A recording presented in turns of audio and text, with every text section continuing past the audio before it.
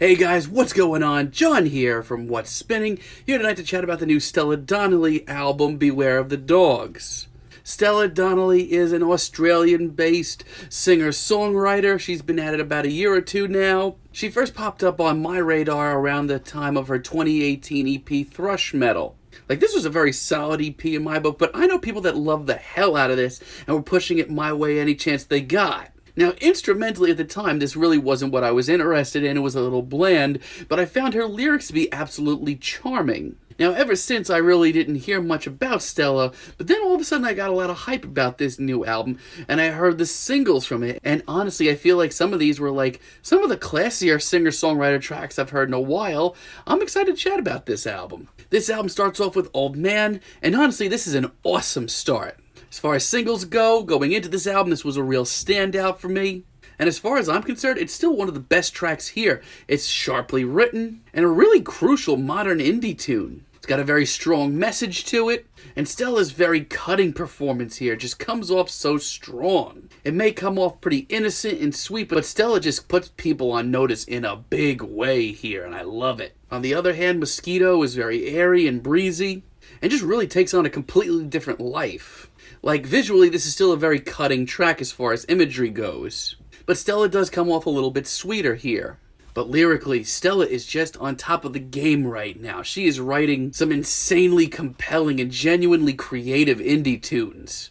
Now, honestly, some of the Lazy Day instrumentals here aren't exactly my cup of tea, especially not from Stella, but honestly, her performance is so captivating here, I can't hate this at all. As a matter of fact, there's quite a lot of tunes here that are just really refreshing in the singer-songwriter world, especially towards the middle of the album. Take, for example, Trix. This is easily one of the best tracks here, and honestly a really great medium for Stella. It's upbeat, it's very sunny. Fans of Mac DeMarco's 2 around that are probably actually going to really gravitate towards this sound. But once again, it's Stella's incredibly sharp songwriting that really makes this a home run. It's witty, it's packed with attitude, and just so smart.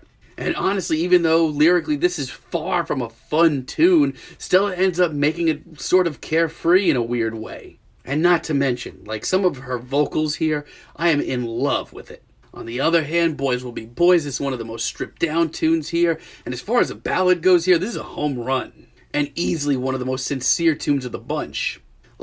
Her dreary vocal performance here is absolutely heart-wrenching. Once again, we're dealing with a lot of very real topics that are very current, and this is seriously a very emotional album for Stella. For a softer tune, this is very eye-opening. Just a very powerful tune that just needs to be heard in times like this. And her incredible vocal performance just really matches the sheer emotional magnitude of these lyrics. It's pretty incredible.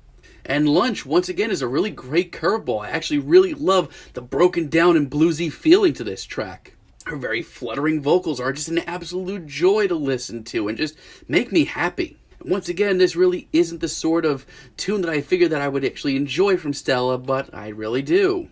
But sadly, there are a handful of tracks on here where I feel like Stella is still working on her sound. With Season's Greetings early in the album, I feel like some of my issues are starting to pop up here. Instrumentally, this is exactly where I want to hear the girl.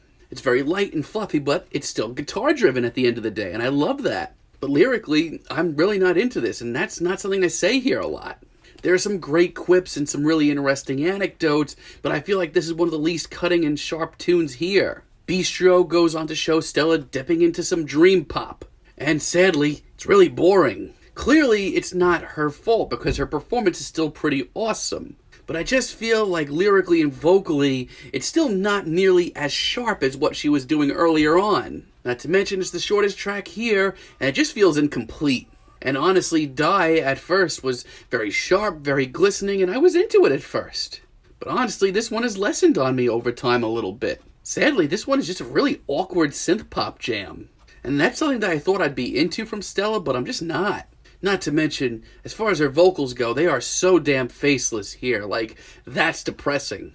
Allergies early on in the album starts off with a bang. There's actually a really great sound for her at first. I just feel like this one is decent, though, especially compared to just how sharp some of the early tracks here are. I mean, don't get me wrong, Stella remains full of attitude and is just a remarkable songwriter. And her falsetto vocals, they are a wonder. but I just wish this hit just a little harder. Beware of the Dogs late in the album is a pretty stripped down ballad once again. But like at this point, I don't really know what happened to that great guitar driven sound that we got early on in the album, and her confidence at that. Like that's almost out the window. Visually, I still think this is a stunning track and all. But it's with tracks like this that Stella begins marching down this sort of faceless path that I really was hoping she'd stay away from. There are some redeeming moments in the last minute, but just not enough. You Owe Me, though, really isn't that terrible late in the album, but lyrically I just feel like she's almost running out of things to say by this point. Like, she started off so cutting, but now she just seems a little gassed. However, I do still think that she's just a really great performer, and I love some of her attitude here. I just wish that she wasn't running out of ideas. But she still does have a couple of great tricks up her sleeve, like Watching Telly, which is such a freaking cool track. Once again on this one, Stella dives headfirst into dream pop, but this time it comes off great. Here, she sounds so much more comfortable with her performance, and I love that. And because of that, her entire performance just comes off so much more powerful. It's moments like this that make me feel like I'm in the presence of a singer-songwriter that I should know and is about to just become larger than life. And Face It, as a finale, is actually a pretty sweet little ballad. It's one of the better ballads here, as a matter of fact. And easily one of the more charming tunes here. And lyrically, like, wow, this is seriously some of her best material here. Like, it's not the most stunning track here, but I still feel like she just paints herself as just such a picture of a woman that needs to be heard here. And I just feel like I'm so excited to hear more from her in the future because she's going to go places. She's going to grow and she's going to make some amazing albums.